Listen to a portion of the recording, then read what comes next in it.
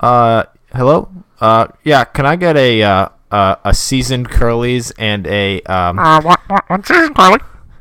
yeah, no, one seasoned curly, but don't season them too much. And can I get one more season, Carly? Excuse me, Chase. You are not making a call to your local drive-thru. You're making a call to the bullpen. Welcome, everyone. It's called the bullpen. I am your co-host, Chase Brinton. And I'm Jared Silberclight. And I'm Austin Keeney. I don't know if I introduced myself in the last episode, actually. I think everybody recognizes your voice. Yeah, it's the most annoying on the damn show. Yeah, right. The one Giant fan on here that just cannot get enough pain and misery. I'm a Giants fan, and I enjoy pain and misery, but I hate picking the Giants. And against my better judgment, I continue to do it week in and week out. I'll tell you what, this week, Freak out! I am not picking. Spoiler alert! I'm not picking my team. Ooh. Yeah. Ooh, Yeah. wow. Whoa. You gotta take a look at. Oh yeah, they're yeah. You'll see. We'll go. It's going into to be a good game. We're going to start off with the Packers and the Seahawks. Chase, you got the Packers. I got the Pookers. Jared, who do you got? Well, I got the Seahawks. I mean, I don't know. I have kind of meh feelings. Some crazy stuff could happen in this game because you've got two 4-win teams who this is kind of a do-or-die situation. I think that the loser's season could pretty much be over with how competitive the NFC wildcard race is shaping up to be. Never thought you'd be saying this about the Packers, but at the end of the day, this team really, they're not as good as people thought they would be going into the season. They're very limited apart from Aaron Rodgers. Aaron Jones emerging as a threat, running the ball helps the offense, but they don't have great receivers. They don't have a great defense. And that's why they're in the position that they're in. And the Seahawks are also kind of limited throwing the ball, and their defense is not what it once was whatsoever because of all the missing players. So that's why you've got two once great teams that are now pretty mediocre. You know what NFL loves to show before this game? They love showing the video package of, I believe it was either Jared Cook or Jermichael Finley going for the onside kick and messing it up with the Seahawks had that amazing comeback in 2014, 2015. Yeah, the like NFC Championship that year. Yeah. This was, a few years ago, this was one of the NFL's great rivalries. And it all stemmed all stemmed from that Golden Tate touchdown. Exactly, yes. Yep. And they were two of the top teams in the NFC at the time, and they were always battling each other for first, second place. And unfortunately, these teams have fallen a little bit from that light. However, they both have a chance to still make it to the big dance. Winner's got a pulse. Loser might be dead in the water. Yeah, so this is a huge game, good Thursday night game. I've actually been impressed with the Thursday night games more so than the Monday night games. Well, we did think we were in for a doozy with the Steelers and the Panthers last week, and that didn't turn out very good at all. It wasn't a good game, but they were two good teams at least. They were two good teams, so it wasn't competitive. So that makes me think that, unfortunately, I'm hoping this is a competitive game. I think both teams are flawed enough that it'll happen. I know maybe that's, competitive for the wrong reasons versus the right reasons. And the short rest is going to be a factor, so you could see some Thursday night sloppiness. Yeah, God, I do have the Packers here, but I'm feeling the Seahawks are better at home. The home team on a Thursday night game really does have an advantage here. I'm like I said last episode, I'm a kind of a Packers fan for the NFC, so I am going to take the Packers here, but this game's going to be a toss-up in my opinion. Yeah, I was on the Seahawks before, I don't know, about 5 minutes ago, and something just changed my mind on this. The Packers just looked really good this last week, and especially their run game. Against the Dolphins. Whatever. Even the run game really picked it up, which was really nice to see. Chase, you made a point of it on our last episode, Aaron Rodgers actually having a run game. And if they can keep that up, I definitely think they can make this pace or they could pick this pace up a little bit and go into that RELAX mode that Aaron Rodgers likes to go into and potentially make something out of the season. I think when you're in third place, there isn't going to be any RELAXing for the rest of the year, even if they win this game. I'm going to go with Seattle. As I just said, I feel more comfortable picking them at home. They are, like I said, despite their setbacks, despite all of the drop-offs in terms of player personnel this year, they're still not a bad home team by any stretch of the imagination. I still think the 12th man's going to show up in a big way, and I just think Green Bay's too limited. I think if Aaron Jones gets going, that could be the difference maker, but I feel a little bit more comfortable going with the Seahawks in that multifaceted ground attack. I think they could really expose the Green Bay defense. Definitely. So Jared's going with the Seahawks. I'm taking the Packers, and Chase is taking the Packers. Moving on to the Panthers and the Lions. Looks like Panthers across the board. What are we thinking about going into Detroit and the Panthers taking this one? This is also a potential trap game because we talked about it last episode. The Panthers are not proven to be a good road team yet, and the Lions have won the weird games. They've beaten the Patriots. They really play well at home. They're much more of a contender at home.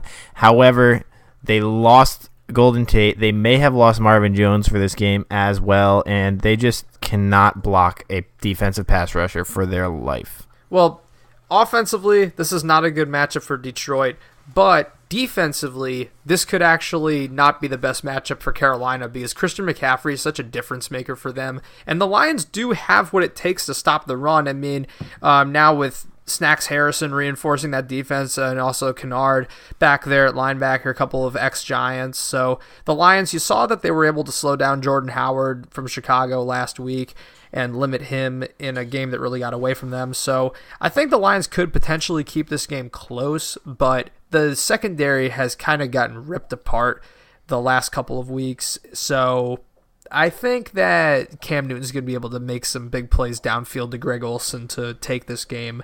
And their defensive front, it's not as fearsome as the NFC North opponents that Matt Stafford has had to contend with, but you kind of have to be licking your chops if you're any defensive front seven after seeing this Lions offensive line get completely manhandled the last couple weeks. Yep, and so like I said before, we're going straight across the Panthers on this one. Doesn't look like the Lions can pull this one out.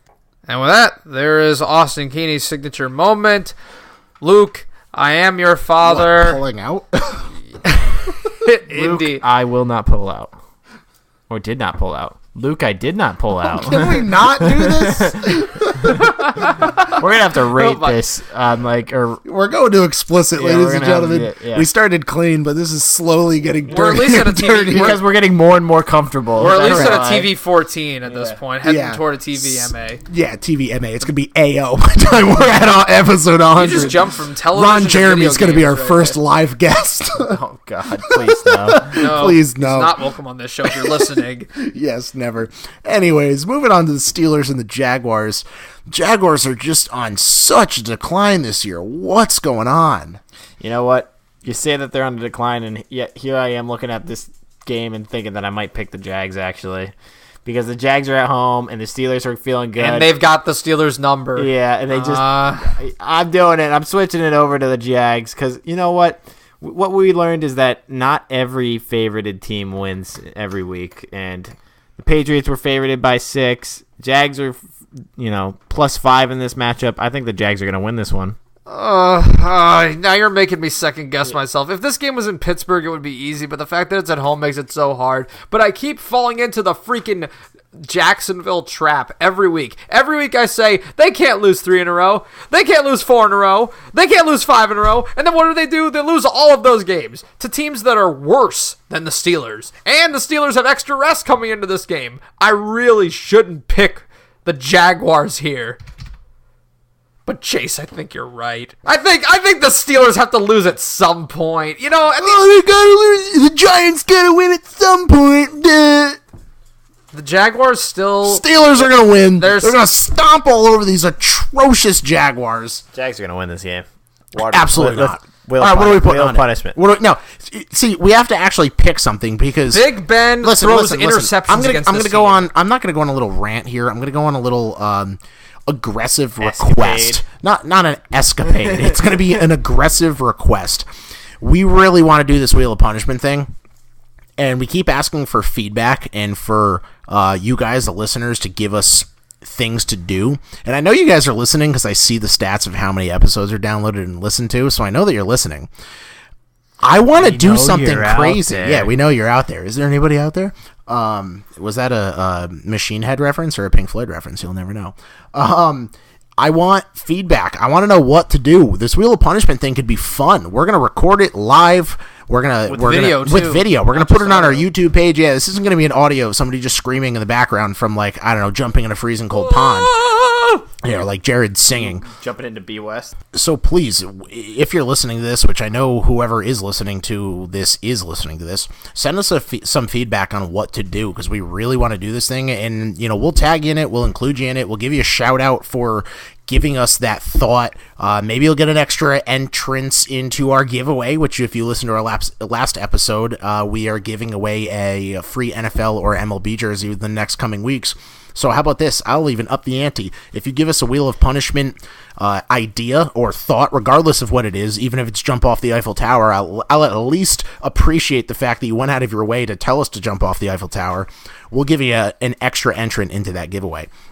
However, because of this one, and because we don't have any ideas on what to do, we're going to decide on something what to do right now for this pick. All right, what do you want?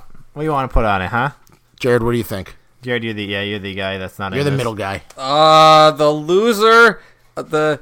Would the cinnamon challenge be too passe? Yeah, it's dumb. Yeah, it's too dumb. That's 15 years ago. Dumb. I want fine. The loser. What's the ice water challenge? Is that what it's called? That was like for ALS research. That's not a punishment. That was to raise awareness. It sucks though, especially because it's freezing outside. The loser has to eat half of an entire wheel of cheese. The wheel of punishment. I enjoy eating cheese. No, but only cheese. You can't have a cracker or anything with it. That's fine. That's fun. The wheel of punishment.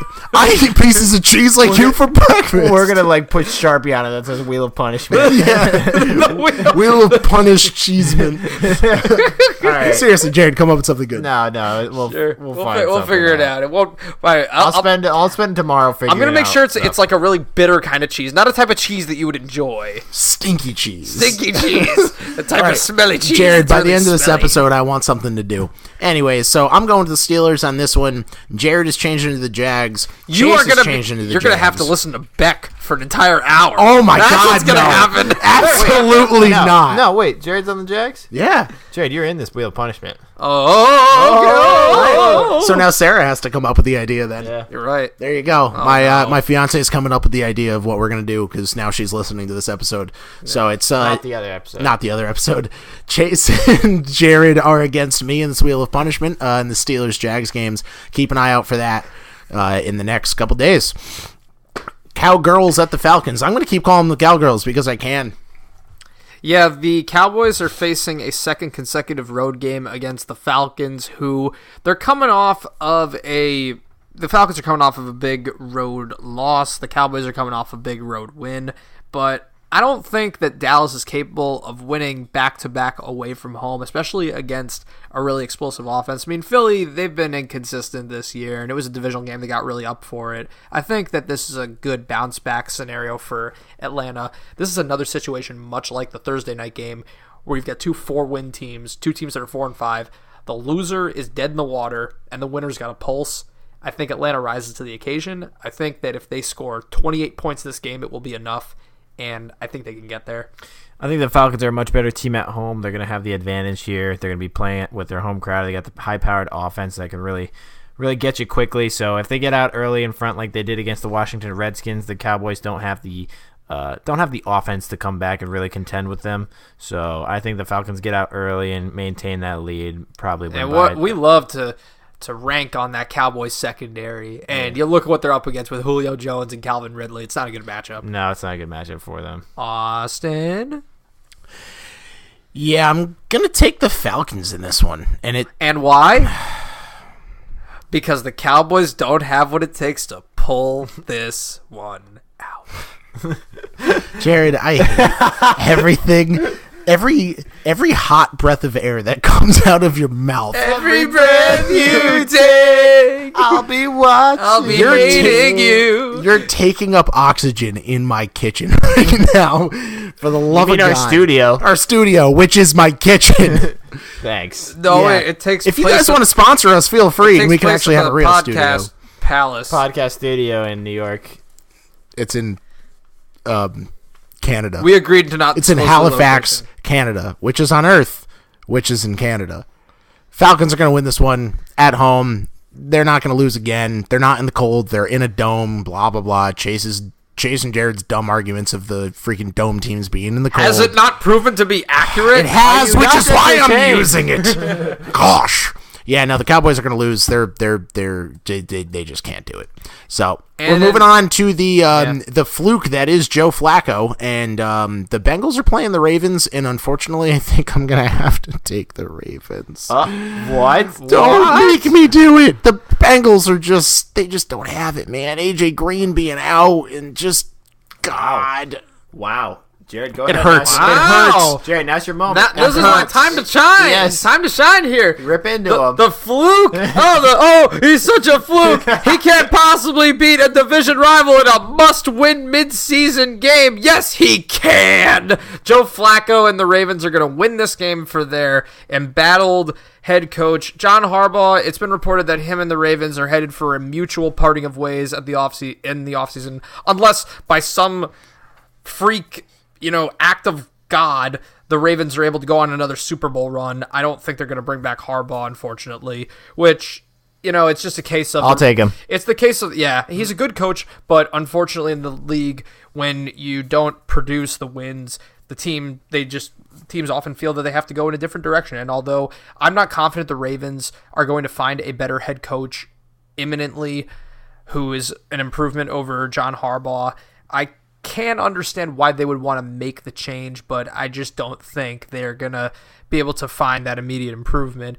That being said, as far as this game goes, you've got two teams that, you wouldn't really like on paper, but I think the Ravens are rested. They're playing at home, and the Bengals offense is very limited without AJ Green. They really need all their guys functioning at full strength in order to be a formidable unit. You need to have Andy Dalton playing mistake-free. You need to have AJ Green catching bombs. You need to have Joe Mixon going off. And when you remove one of those factors from the equation, it really limits what they can do.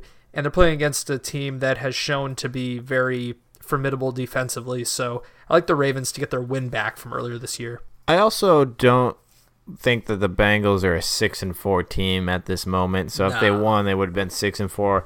So I don't agree with that, and I think, and that's not like a assessment, but as the season don't they total, both feel like 5-5 teams? They both feel middle of the road teams, and I think 5-5 would be just perfect for them. I got the Ravens here. They're gonna play strong, hard-nosed defense at home, and like Jared said, if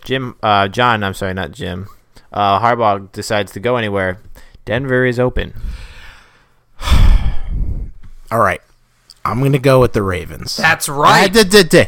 However, Joe Flacco is questionable as of now. He is questionable. Ooh. He was on crutches this weekend. Is that why you're picking the Ravens? Because you think he's not going to play? Lamar, baby. If Lamar plays, I still might pick the Ravens. The Ravens?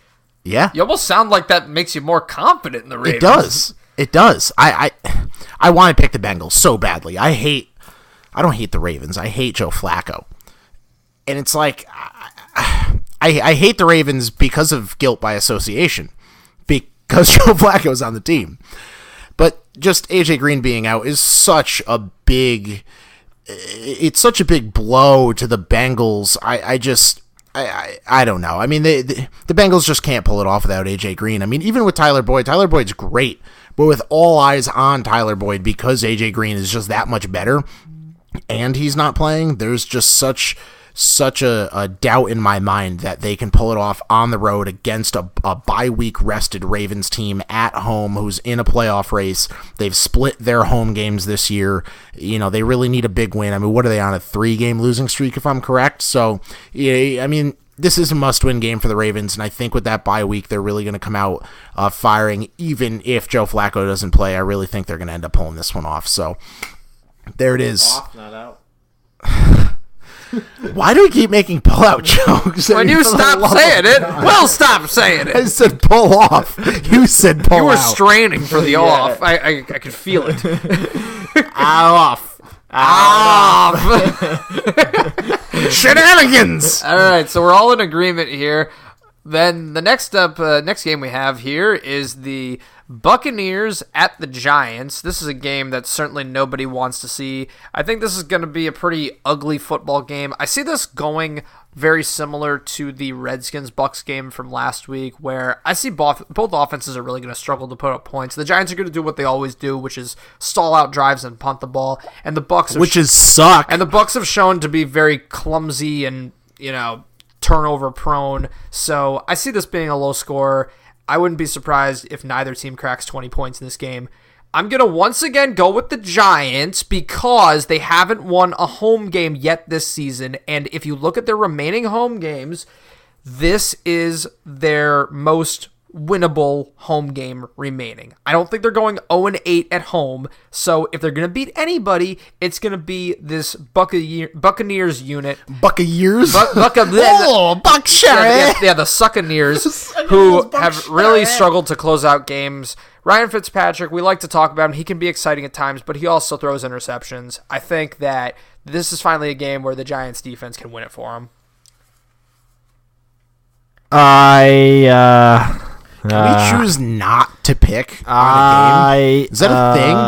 This is literally No one wants to watch this game. No, this is literally the biggest coin flip. You know what? You know what? No, hold on. You know what? You know how I'm going to pick this game? I'm going to flip a coin.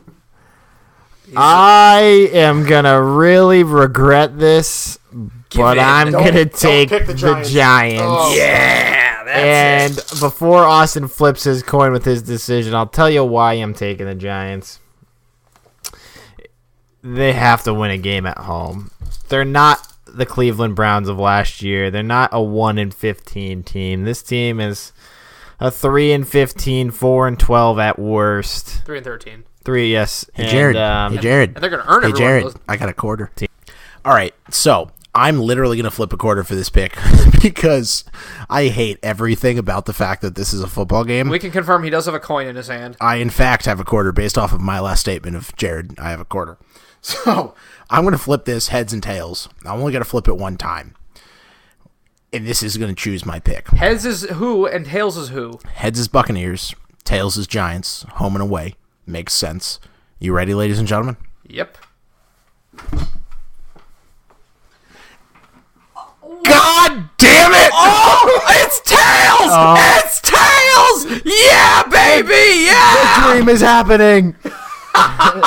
3 of us are taking the Giants. All blue everything! I have to pick my own team to root for, and they suck.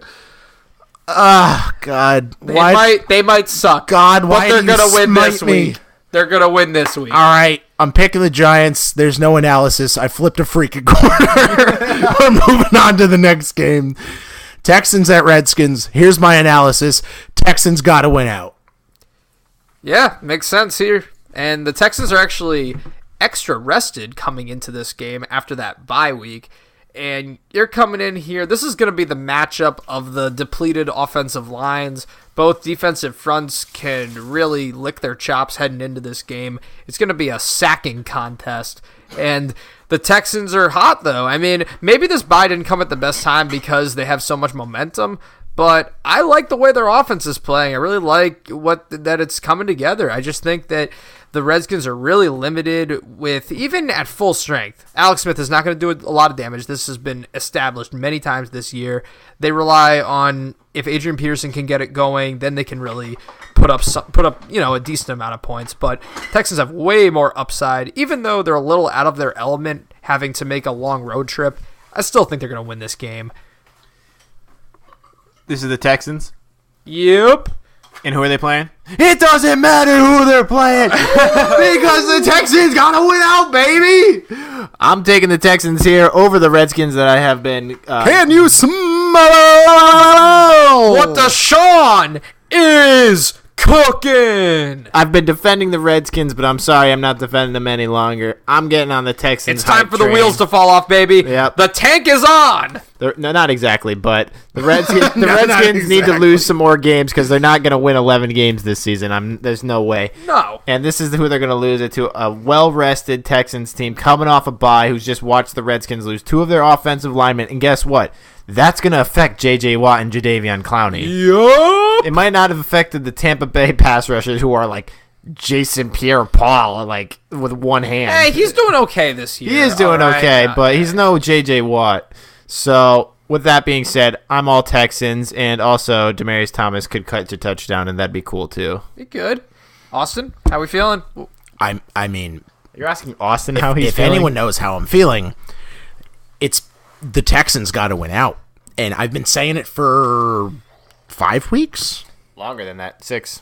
Oh, I mean, I said they were going to make it to the Super Bowl, but we're going to say the Texans win out for I'm 6 saying weeks you now. literally Literally have said been the Texans got to win out for 5 or 6 weeks in a 6 row. weeks because they have 6 wins. All right, that's fair. All right, so cool. We're going to Texans winning out again because, that's what I'm going to keep going with until they freaking lose, and they haven't, and I just jinxed them.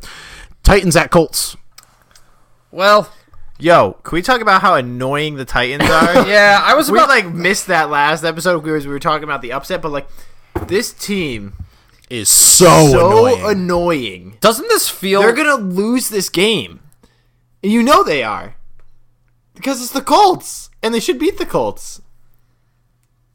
Jared thinks otherwise because he's on the Titans. Ordinarily, and this is such a weird logic for why I'm about to say. I'll try to If the unravel Colts this. were having a worse season, if they were coming into this game on a losing streak, I would agree with you.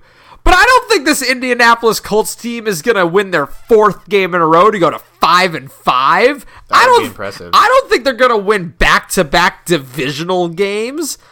No! Look, they've played a little better than expected the last few weeks. The fact that they're 4-5 at this point in the season is actually really, really impressive. But the Titans, they've got a chance to push toward the division lead because they've beaten Houston once this year. So although they're behind them right now, if they can hang with them till they meet again, they've got a real chance of that AFC South division title. So I'm going to go with Marcus Mariota, Deion Lewis, and the annoying Tennessee Titans. I'm gonna stick with Captain Luck here, and I think Andrew Luck gets it done again in a division game, Captain Andrew. just to make it interesting, just to make the Texans sweat a little bit, saying, "Oh, we're right there on your tail," because I think the Yeah. Texans have a harder time beating the Colts than they do with the Titans. I'm also going to go with the Colts on this one. The Colts just don't look bad, and Andrew Luck is definitely the Andrew Luck that we all know that he is. The Titans are obnoxious. I think the Titans beating the Patriots was not something that should have ever happened. It actually was. Because they know him better than anybody else. Right. Were they favored to win? They wanted revenge. They were Were playing they at favored to home. win? They were the underdogs. They were. Pats stink at home, on the road, everybody. They stink on the road. They've lost 3 road games this year. They beat the Bears and the Bills because of defense and special teams. Their offense is way less productive on the road. Yeah, There's a good they reason. actually probably should have lost. There's to a the good Bears. reason that there's a good reason that they lost in the way they did. I still think that the Titans are going to lose this game. Colts are going to win it. They're favored by 2 right now. Either way, I still think they're going to win at home. Colts will pick up this win. Jared, you're going to lose. Broncos Okay. at Chargers. Yeah, this is the one, boys. So, Yeah. listen, I've been on the Chargers train the whole time, so I would probably pick Denver if this was at home, but it's not at home. It's in LA, and the Chargers, although they're in my division, I like rooting for them because I have a lot of their guys in fantasy. So I think that the Chargers are going to have to pretty much prove me wrong so that I could be happy that the Broncos won, but unfortunately I don't think that's going to happen. I think the Chargers are going to run the ball on us with Melvin Gordon. Phillip Rivers is having a great year, not quite to the year of Drew Brees, but he's having a great year. He shouldn't go unnoticed. I think the Chargers win this game, and I think that brings them up to 8-2 or 9-2, and they really got a shot at this division still. yeah, I mean, I've been on the Chargers train the whole time. I've picked the Chargers the last, 4 or 5 weeks, almost in a row, if I can remember. I'm picking the Chargers again on this one. They're at home. Their offense is on fire. Their defense is looking great. It can only get better with Joey Bosa coming back. So I 100% think the Chargers are going to take this one. They're favored by a lot. They're at home, and the Broncos are struggling this year. So I'm going to take the Chargers. Well, I hate to rain on the Charger parade. I'm going to go against my better judgment here, and I'm going to go with the Denver Broncos. Wow. That makes me so happy. Well, here's the thing, everybody. So I agree that a Broncos upset looks more likely if they're playing at home. Until you realize that the Chargers play in a freaking soccer field in Los Angeles. They don't exactly have much of a home field advantage, no matter who they're playing. And, yeah, Chargers have been playing really well. They've rattled off 6 wins in a row. They're 7-2. I don't know about 8-2, though. And I think that Denver has enough pressure up front to contain Melvin Gordon a little bit. And the Chargers, Phillip Rivers hasn't exactly lit it up with Keenan Allen as far as touchdowns go this season. He's only had a couple this year. So I think that Denver can keep this one close. I think they can keep Melvin limited enough to where maybe 19, 21 points is enough to win this game. I just think the Chargers are due for a little bit of comeback down to earth. And what better way to have that loss than against a division rival, arguably maybe their biggest division rival.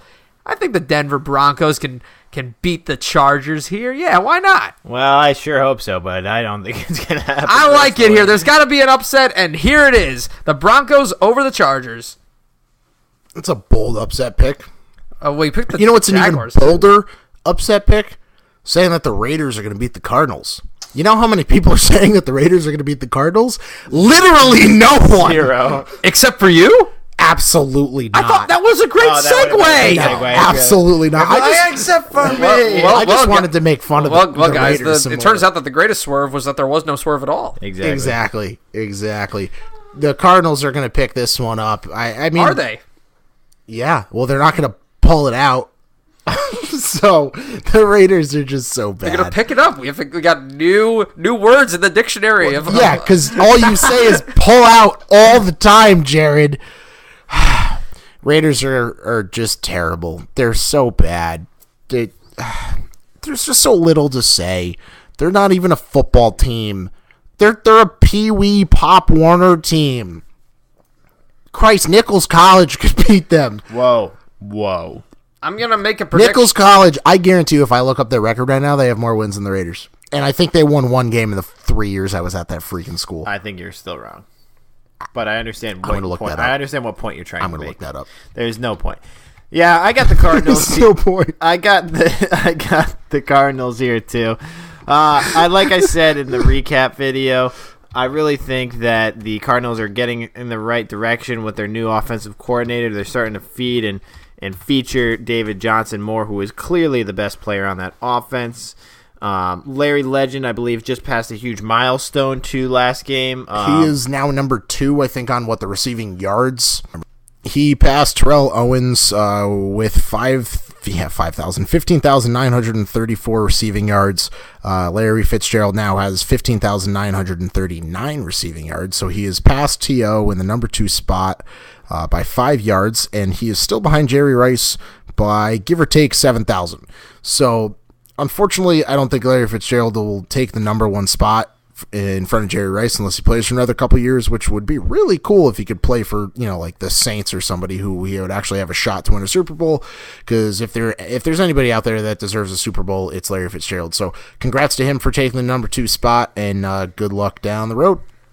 Yeah, I would agree with you guys that the Cardinals are going to win this game because the Raiders' offense has looked so bad the last few weeks, and I do agree that David Johnson makes Arizona a little bit better. Even if they're not all the way there with Josh Rosen, if they score 17, 20 points, it looks like that'll be enough to beat Oakland at home.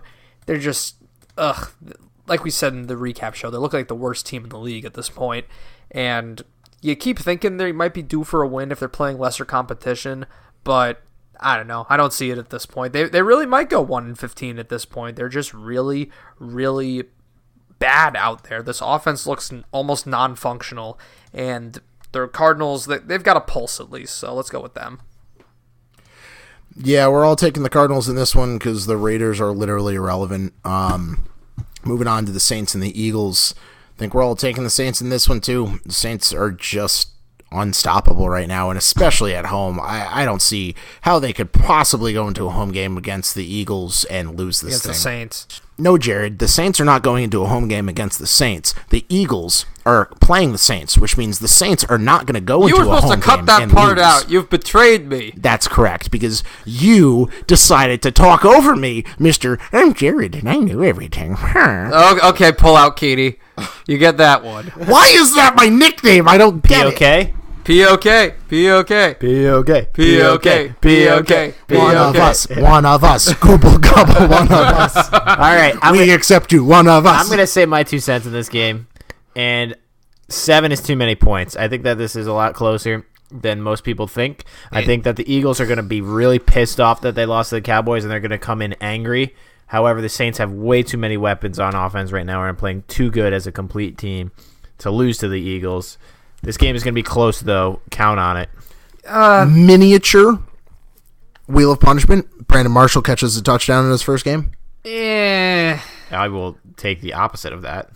No, it will not happen. No, All right, fine. Another 2-on-1. Deal. Two 2-on-1s in the same week. They're happy to get 6 combined scores from Kamara and Thomas a game. They All right, don't need to throw it to Brandon Marshall. So we have come up with our first Wheel of Punishment for the last game we talked about, which was the Steelers game, I believe. The loser is going to get water balloons pelted at them, and it's freezing cold out. So, but if it's on a wheel, so is that one of the punishments? No, we're just because there are no other options right now. Nobody's giving us any options. Wait, hold on. Consists of water balloons. I was going to say, yes, that's correct. What if there's a no punishment on the wheel of punishment? No, you don't get out of it that easy. Oh, no, you know what? There should be a square on there where it's like reverse the punishment. Yeah, right. If it lands on that, then the punisher gets punished. I'm gonna work on this tomorrow. All right, we've got ideas. We'll come up with it, but our first one is to the loser gets pelted. Listeners won't friggin' come up with any ideas. Exactly. Yep. We're not calling you lousy, but like I'm calling you lousy. Your suggestions are lousy. Lack thereof. We love every single one of you. Thank you for listening. If you're listening, I don't love you. Don't follow me on Instagram.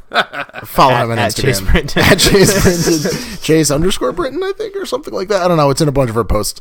We love you. Thank you for listening. Please give us feedback on the Wheel of Punishment. Water balloons getting pelted with them is one of them, and it's going to suck for them because, like, I throw pretty damn hard. Oh, my God. And Jared can't Please throw. let the Jaguars win this week. Come on, Blakey. Jared can't throw a sock across a room. Throwing ducks out there. Exactly. He's throwing ducks, and I'm going to be throwing darts. Oh, no. You boy. I can throw. All right, with the BB let's just cannon. get back to the Saints game before I start crying. He's already crying. I think because the Saints are going to win. I said the Saints are going to win. It's hard to not see the Saints winning kind of big. I mean, I don't know. Maybe a blowout is too much to predict, but I think a 2-score. Think about it. This team beat the Rams by 2 scores at home, and the Eagles' offense is so inconsistent. They weren't even able to put up too much against Dallas at home. Do you know how pissed off this team's No, gonna be, listen, I understand that they're pissed off, but here's what you have to understand. Keeping this game close requires the Eagles to score like probably in the 35-point range. Winning this game could require 40 points. No. I don't think the Saints score 40 points. Why not? I think it's going to be 28-31. Dude, Zeke was able to gash this defense in Philly. What do you think Kamara's going to do in the Superdome? That is true. You make a good point because they lost Ronald Darby last week, and they lost a couple of their other pieces in their defensive secondary. So you're right. This could be a big game for the Saints. If this was in Philly, I would agree. offense. 1-score game, maybe even down to the wire. But I just feel like Philly, they are going to be in desperation mode. That's what I'm saying. It could be a situation like Dallas last week, but at the end of the day, I think it's going to take a lot of points to beat New Orleans, and I don't have the confidence, especially considering the Saints defense is actually playing okay, and Wentz, he could wind up if you turn the ball over here, then you have to pretty much play immaculate offensive football when you play the Saints in the Superdome. And I don't think the Eagles are capable of doing that, so I'm going to go with the Saints here, and I am predicting it's going to be by around 10 points, maybe more. All right, in our last Sunday night game, our last Sunday night game, our last Sunday game. We got a dual threat of 2 good primetime games. Oh, great. Yeah, baby. Great Sunday night, great Monday night. Potentially 3 if you count the Thursday game. That's fair. But definitely a great Sunday night game. We'll get to the Monday night game in just a few minutes, but we're talking about the Vikings at the Bears. Sunday night, 8:20 p.m., and this is a great game, man, and the Bears are favored in this. I think honestly, I'm taking the Bears in this one, and I know the two of you aren't, but I think the Bears defense is just something to fear, and Mitch Trubisky is playing so well right now. I think he's playing so much better than everybody expected him to play and currently expects him to play. The whole team is just playing out of their mind, and Khalil Mack is a force to be reckoned with on defense. I 100% think the Bears can take this one from the Vikings. I agree that this game is going to be extremely close.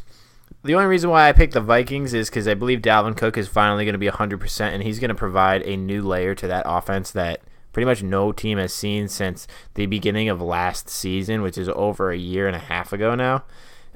And he was so electric on the offense, both through the passing game and through the rushing game, that he can really provide them with a new weapon that teams aren't going to be able to really handle to start.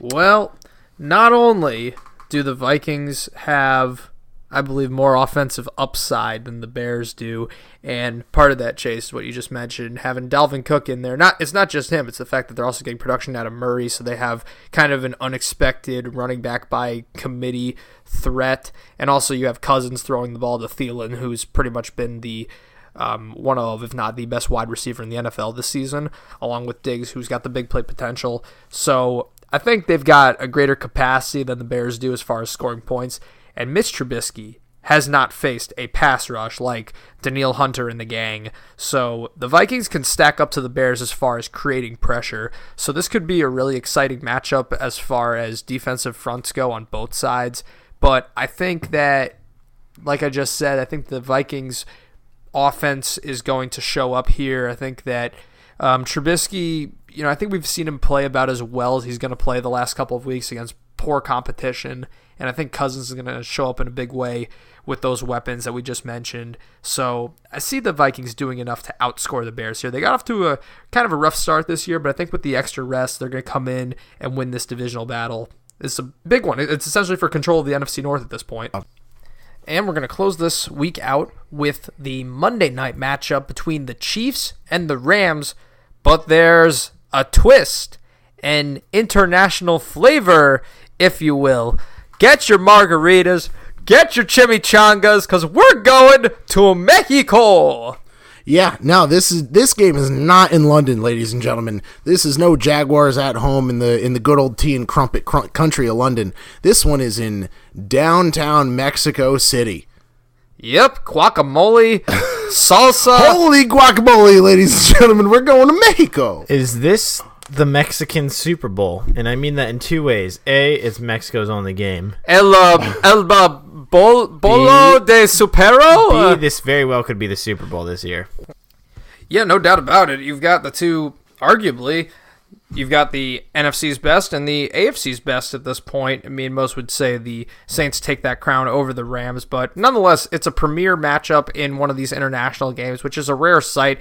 For a while, those international games used to kind of be the dumping ground for games nobody would want to see, but now you're actually getting a marquee battle here on Monday night between the Chiefs and the Rams, and both teams are chasing the top seed in their respective conference, so it should be exciting. I lean toward the Rams in this one just because they've shown me some life on defense. I know that neither team's secondary has been able to stop a nosebleed this year, but if you have to go with the lesser of two evils defensively, I know we're talking about two stellar teams, but if we're splitting hairs here, I think the Rams' defensive front, as far as creating some pressure and putting Mahomes under some stress, could be the difference maker here, although I'm mostly expecting a shootout. I'm just saying it could be a case like the Seahawks game last week, where if the Rams are able to make those couple key stops, get those sacks when necessary, that could be the reason they win this game. I got some hilarious hypotheticals to bring up with you boys. I don't know why I stuttered there, but it's fine. Today, Junior. Now, this hypothetical is that the Chiefs lose to the Rams, which I have them losing to the Rams. They go to 9-2. The Chargers, if they win, will also be 9-2. The Chargers play the Chiefs one more time, and it's in San Diego. Chargers go to 8-2. Whatever. So with the bye, and they win. So either way, these teams win out, besides the Chiefs losing to the Rams, and they face each other in San Diego. The Chargers beat the Chiefs in San Diego. At the StubHub Center. The Chiefs go all the way from the 1 seed to the 5 seed. Isn't that crazy? It would be crazy. 1 to 5. But it's not going to happen. You got the Chiefs this week?